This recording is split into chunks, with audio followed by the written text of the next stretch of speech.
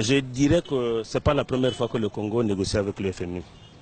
Les négociations avec le FMI datent depuis longtemps. Le Congo est membre de la communauté internationale depuis longtemps. Bon, maintenant quant aux attentes, franchement je dirais que le salut des Congolais proviendrait d'abord des Congolais eux-mêmes. Le FMI s'est peut-être apporté un concours financier, oui c'est vrai, parce que nous sommes un peu en difficulté. C'est tout à fait normal que nous ayons cherché un peu auprès de partenaires quelques appuis. Mais sinon que les attentes des Congolais, j'ai toujours pensé que ce sont d'abord les Congolais eux-mêmes. Nous devons d'abord travailler nous-mêmes. Ce n'est pas le FMI qui viendra développer ce pays, si ce sont les Congolais eux-mêmes. Ce qu'on a toujours demandé, la gestion des affaires publiques et tout, des finances et tout. La gestion des finances publiques et tout. Si les finances ne sont pas bien gérées, naturellement, c'est tout le pays qui prend le coup. Mais bon, à ce niveau, nous avons deux genres de population. Dans la population, il y a ceux qui connaissent leurs droits, leurs devoirs et ceux qui n'en connaissent pas.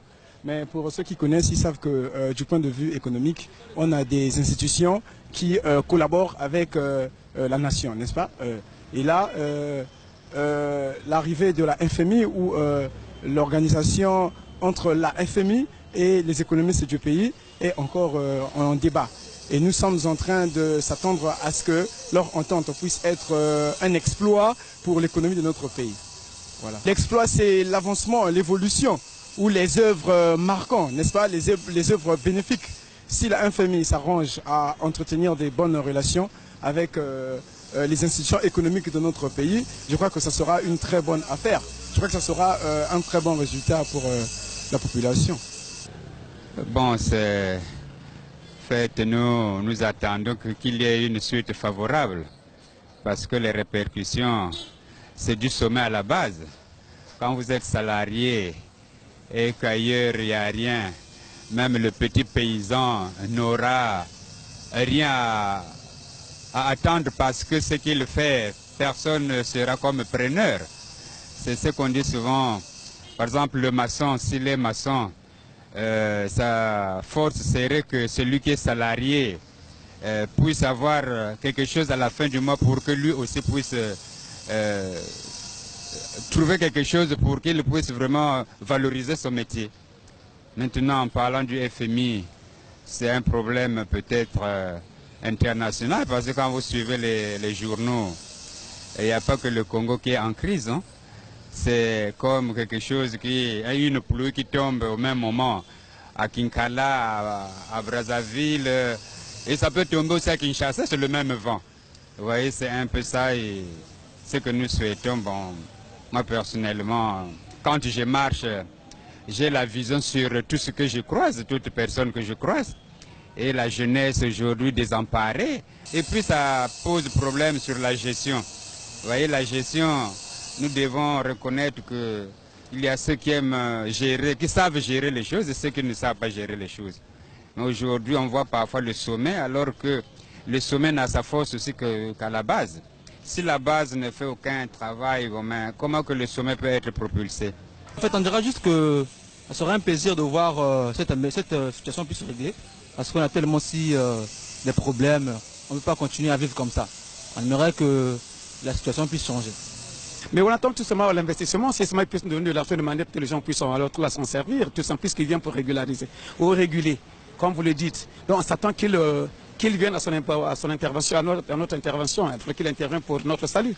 Sur ce dont le Congo est défaillant, et en fait qui joue son rôle, pour comment le Congolais aujourd'hui qui peine puisse peut-être sortir de ce gouffre-là, puis-je dire. C'est ce que je venais de dire, que l'organe puisse voir en quoi est-ce que le Congolais est défendant puisqu'il intervient de manière peut-être que nous sortons de ce gouffre. Voilà. Lorsqu'il y a une intervention quelconque, c'est pour une amélioration.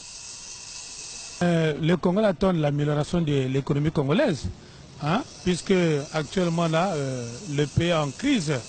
Et en crise, rien ne marche, tout est en stand-by.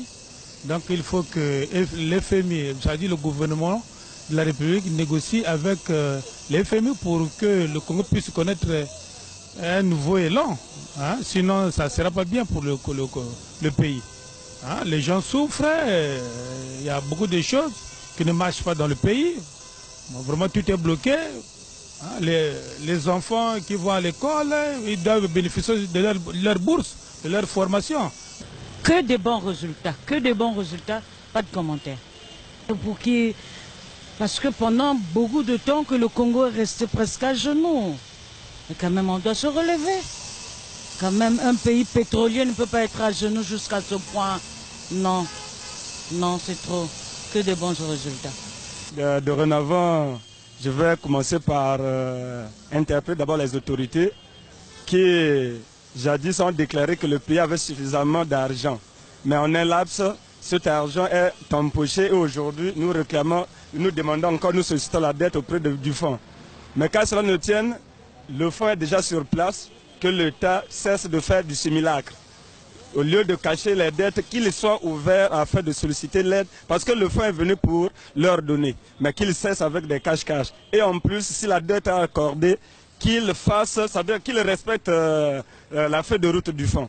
Parce qu'il y a des exigences vu la gabégie, tout ce que vous avez connu, les mots qui minent le système et la gouvernance au Congo, le fonds les maîtrise et il les impose à ce que les fonds qui seront octroyés au Congo, que ça fasse l'objet d'une bonne gérance.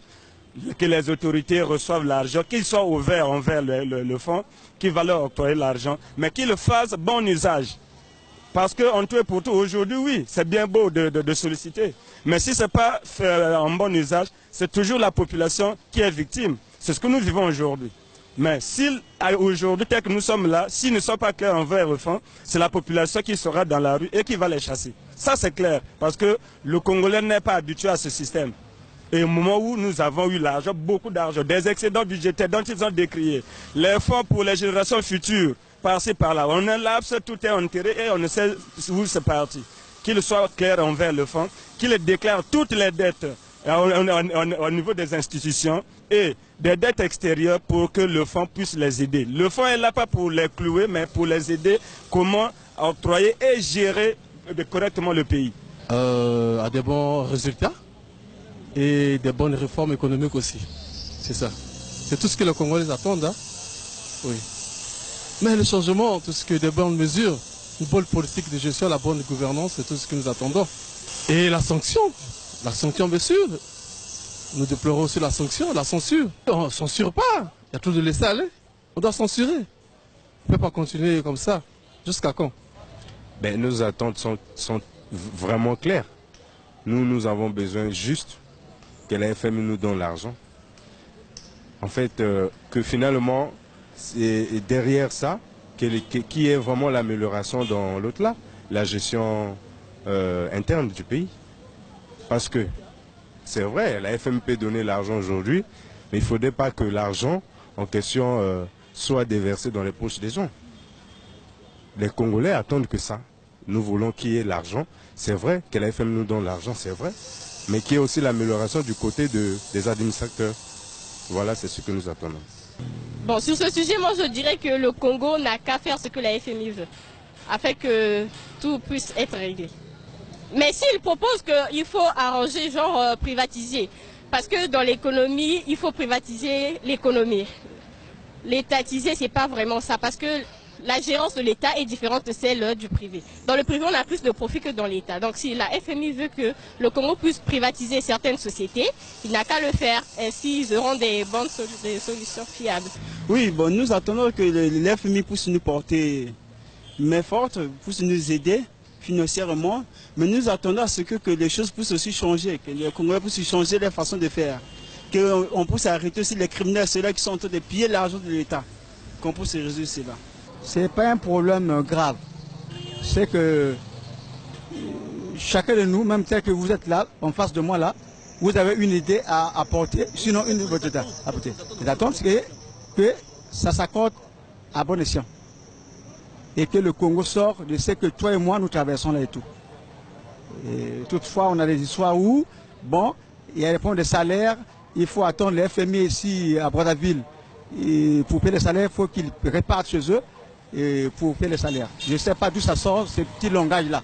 Je dis bien tout ça sort, le petit langage-là, tandis que le gouvernement est bien placé pour répondre aux attentes de l'FMI.